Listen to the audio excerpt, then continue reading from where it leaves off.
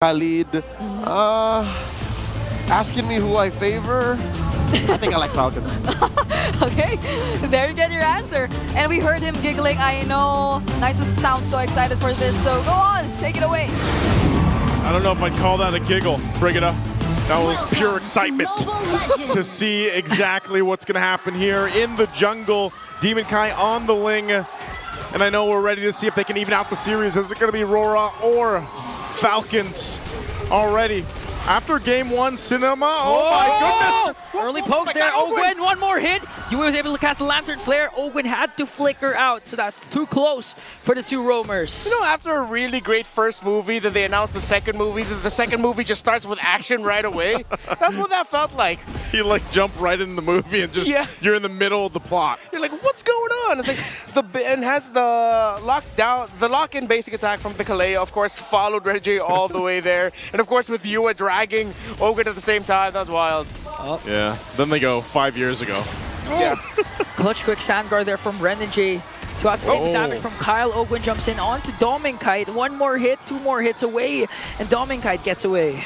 I'm so surprised what we're seeing. Like this matchup specifically, I think is the most action-packed. Yeah. It has to be so far through the playoffs. Yeah, considering the fact that they're considered to be textbook, systematic, I think both teams came in thinking that the other team is textbook, so we have to be aggressive. We have to think outside the box, and that's what both of these teams are doing now. Yeah, they both thought the same way. Yeah.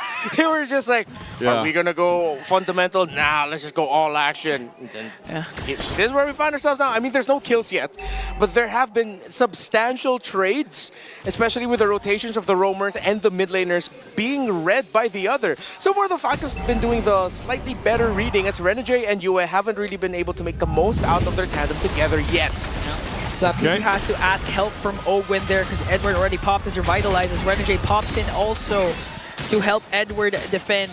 And now if you're going to look at the lineup so far in the mid lane and the gold lane, so it looks like Team Falcons has an easier time, but the X factor for Aurora remains to be the most consistent person, Edward, because so far Baksha has been quite tanky, and now he jumps in even. Yue being able to deliver the Lantern Flare and the first blood drawn onto Flapteezy, but they're still going on. Ogwen has his eyes on Renegade, and Kyle Teezy goes in with a Wiki Shadow Kill. Ogwen drops Demon Kite with the ultimate as Yue just popping the Lantern Flare to delay the charge of Team Falcons, but Ogwen jumps in again and gives the kill in a few. And Falcons will get some more on top of the objective. And it really looked like Falcons being able to gank Edward meant that the Revitalize was already spent. If they had that Revitalize, then Aurora would have won that sequence because they played it so well. But they just needed that extra bit of healing, extra bit of time to go through, but they just did not have it. They didn't, I mean, at that point, for Aurora specifically, you know you're going to have to give some time to Demon Kite to get online here, and you're going to be utilizing the time to also get Domin Kite. This is a big game for the Kite brothers, I feel like, specifically, just because of how important both the heroes that they're playing are going to be. At some point, if they fall too far behind, which is already kind of started, then you're forced to put Demon Kite somewhere across the map, maybe trying to fight for his own buffs even, and protecting him and hoping. Oh, hold on. Shadow Kill, okay, good. Force out the Crimson Beacon early on from Yue, but a couple more hits away. Yue is gone from Kyle Teezy. Oh, look at this pressure. This is what's going to happen, though. If that lead continues to build, you put pressure on Demon Kite. But the Wanwan specifically, this has been popping up quite often throughout the playoffs even. And, you know, it's performed, I would say, so-so, depending on the teams that did draft it. But as long as Dominkite can go ahead and just focus on farming up and then get the space that he needs to eventually get the crossbow of Tangs off later for the fights, that's going to be crucial here. But I feel like, too, at the same time, you have to watch out, man. Super Marco has been locked in, especially from last game. Yeah, for sure, Team Falcons is aware of the fact that Dominkite can turn things around with one crossbow of Tang.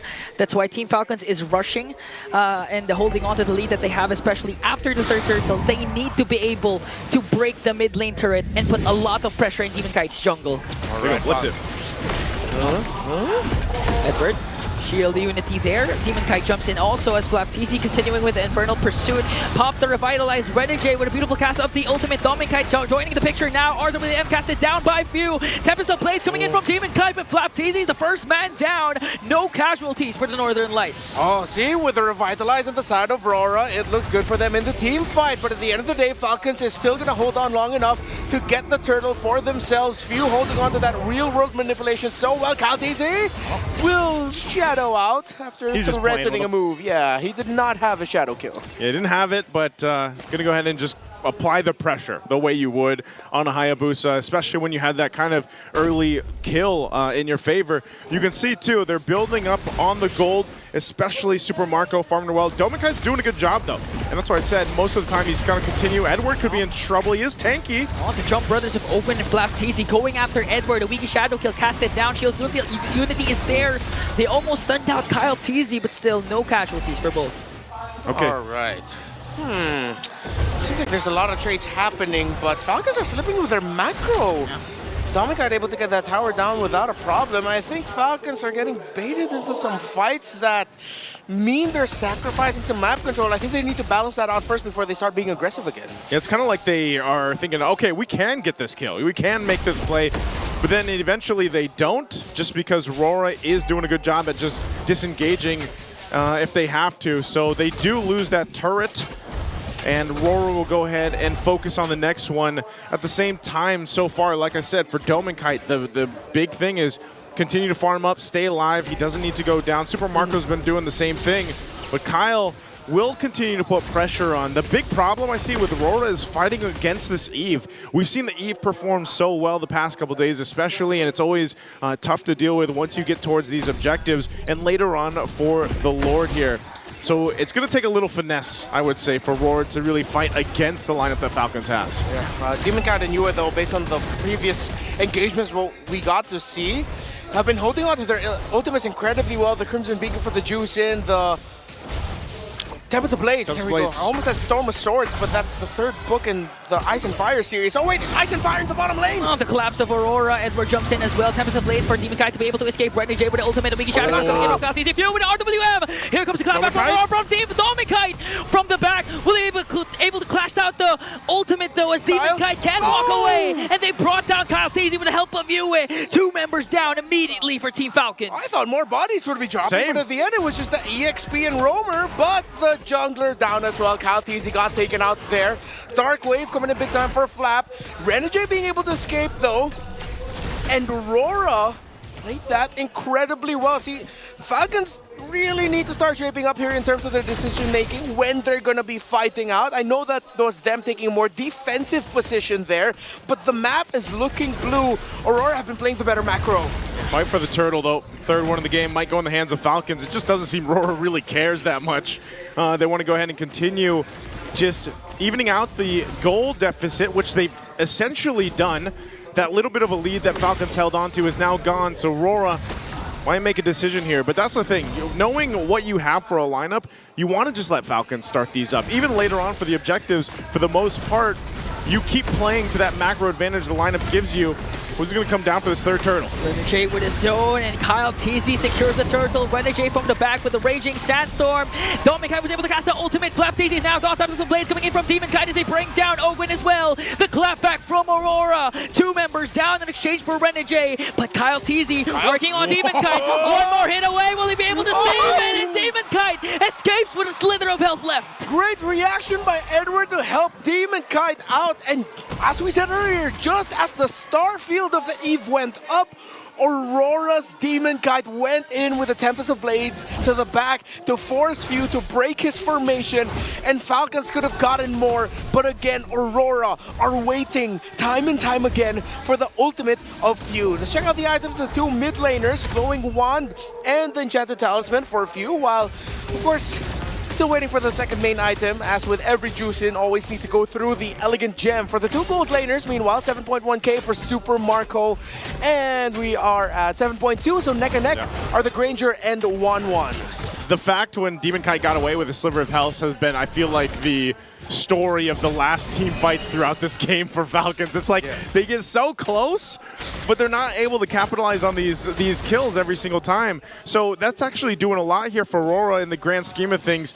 Again, as they go ahead and continue to build up, they might be in a good position to go and contest or even take the Lord now, because 3 of the turtles obviously going over in the hands of Falcons as they controlled a lot of that space to work with.